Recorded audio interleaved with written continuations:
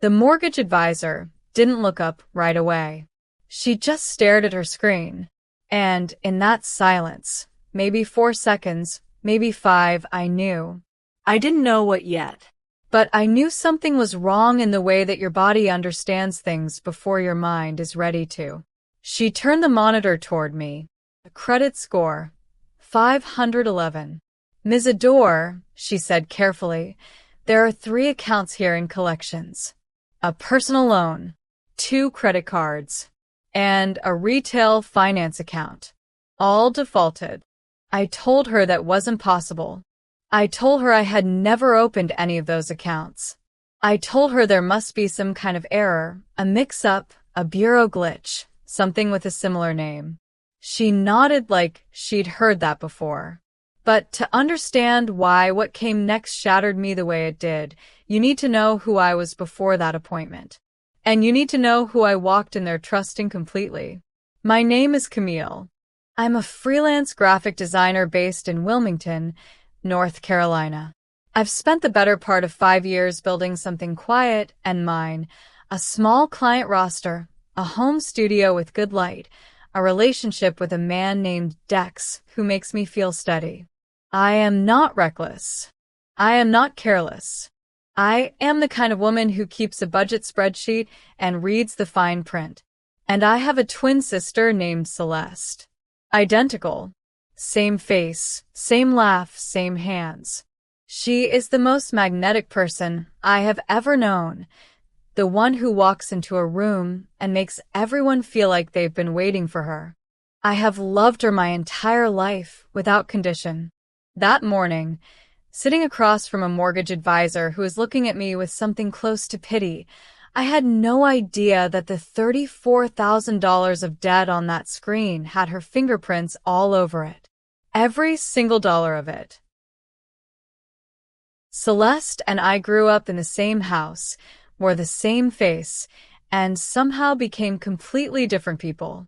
I was the one who made lists, who saved birthday money instead of spending it, who stayed in on Friday nights to finish client work because I knew what I was building toward. People always said Celeste was the fun one. They weren't wrong.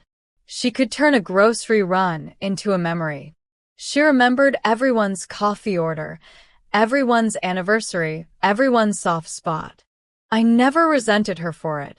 I loved that about her. What I didn't see, what none of us saw, was the gap between the life Celeste performed and the life she was actually living. She moved between jobs the way some people move between hobbies. Never broke, exactly, but never stable either. There were small loans over the years. A few hundred here, 1,000 once, after a car repair she swore came out of nowhere. I gave it without hesitation. She was my sister. She was my twin. Saying no to Celeste felt like saying no to a part of myself. 2 years before I sat in that mortgage office, our grandmother passed away. In the weeks after the funeral, Celeste called me with an idea. She wanted to set up a joint emergency fund in both our names. Something our grandmother would have wanted, she said.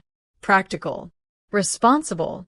I just need your social security number for the paperwork, she told me. I'll handle the rest. And I sent it. Without a second thought, I sent it. And here's the part nobody talks about when identity theft happens within a family. The details that make it possible were given freely. Given with love. That's what makes it so hard to explain to people later.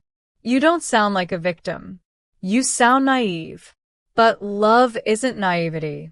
It's just love. I filed a bureau dispute the same afternoon I left the mortgage office. I told myself it was an error.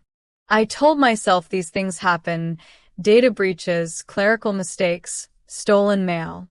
I made a list of every possible explanation that didn't have my sister's name on it. The list was long. I held on to it for 11 days. Then the bureau responded. The accounts were valid. The personal details matched exactly: my social security number, my date of birth, my childhood address on Mercer Lane. Every application had been submitted in person.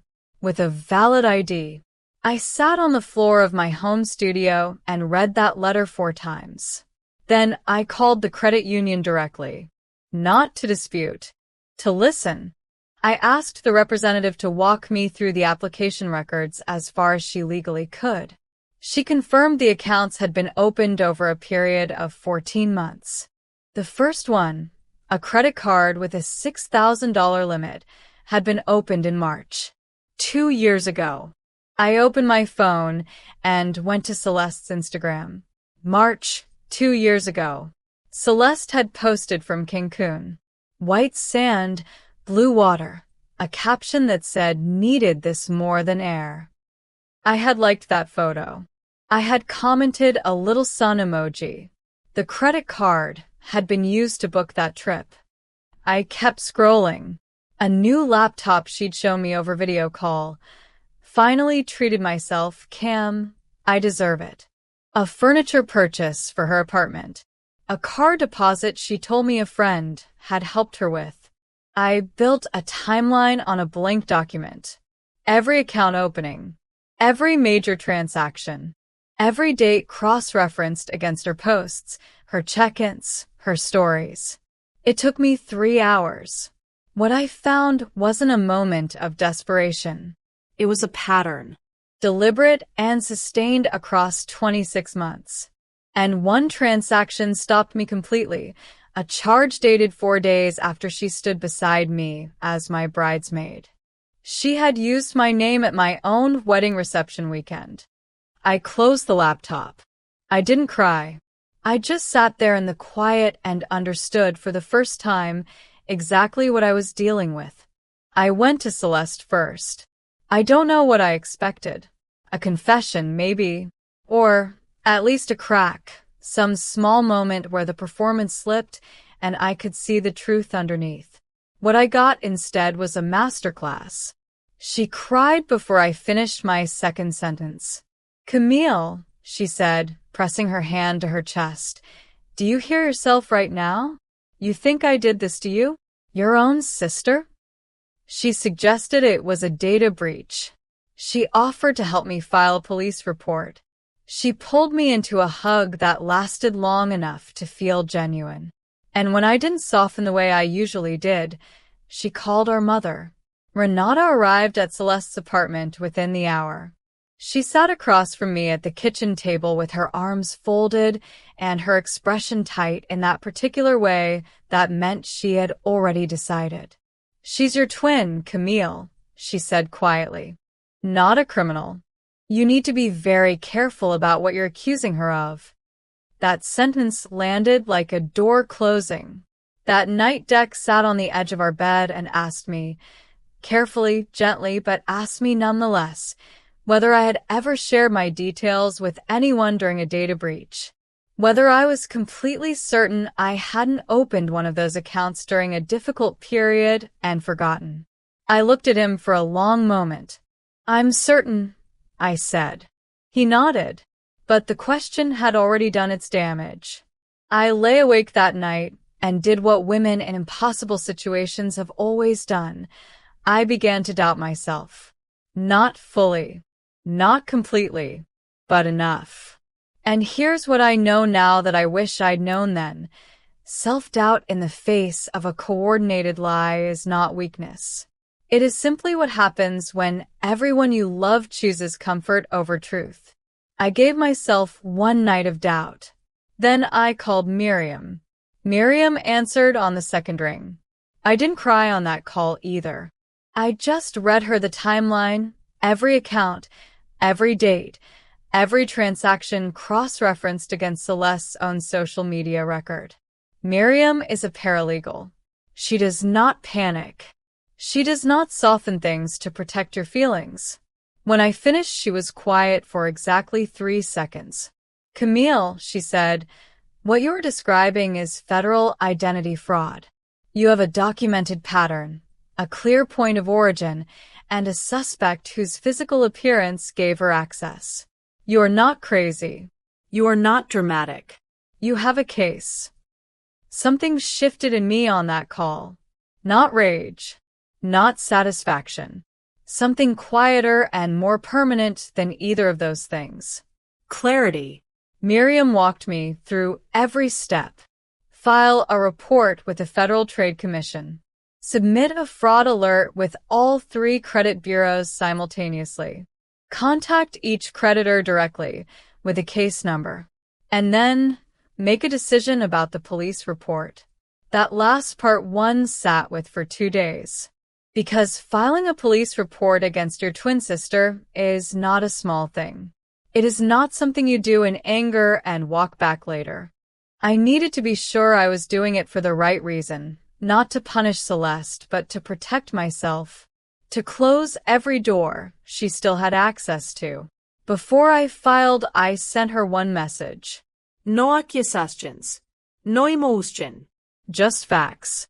I have the statements, the timeline, and the application records. I'm giving you 48 hours to call me before I file the report. She didn't call. My mother did, furious, her voice tight and sharp, telling me I was destroying the family over money. What she didn't realize was that in calling me, she confirmed Celeste had already told her everything. Not a denial, a strategy. I filed the next morning. The fraud package Miriam helped me assemble was thorough enough that the credit bureaus flagged my case for expedited review. Within 6 weeks, every fraudulent account was removed. All 3 creditors confirmed the debts were not mine. My credit score climbed back. The mortgage process restarted. Celeste avoided prosecution by signing a civil repayment agreement. $34,000. Structured monthly payments.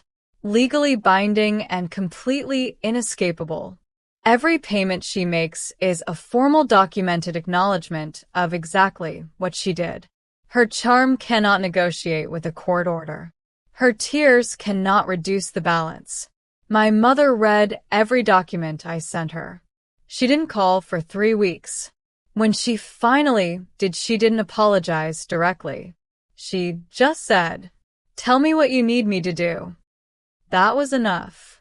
6 months after that mortgage office appointment, I stood in an empty living room holding a set of keys. My keys. My home. The future Celeste tried to redirect into her own name. She used my name to build her life. So I used the truth to take mine back. And standing in that quiet empty room, no audience, no applause, just afternoon light coming through clean windows, I felt something I hadn't felt in 2 years. I felt completely like myself again.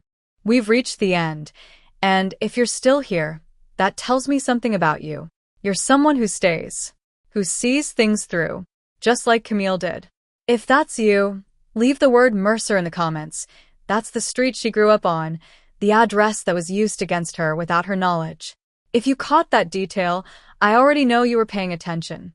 Give this video a like if Camille's story deserved to be heard, and subscribe if you want more stories about real strength, quiet justice, and the kind of people who don't quit.